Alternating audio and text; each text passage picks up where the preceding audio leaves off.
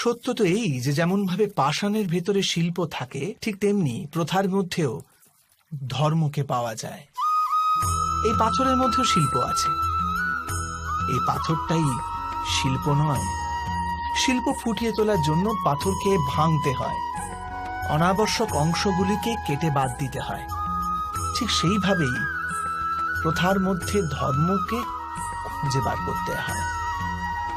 যেমন ভাবে ইন্দ্র পূজার প্রথা ত্যাগ করে গোবর্ধন পূজার ধর্ম আরম্ভ না যদি হতো, যাদবেরাও তাদের মুক্তির পথ খুঁজে পেত না। অর্থাৎ প্রথা পালনে যে বেশি গোঁড়ামি করে, ধর্ম থেকে সে বঞ্চিত হয়ে যায়। আর পরম্পরার অন্ধ অনুকরণ যে করে, সেও প্রকৃত ধর্মপরায়ণ হতে পারে না। কথায় আছে, হংস সর্বদা নির্ঘীর পার্থক্য করতে পারে।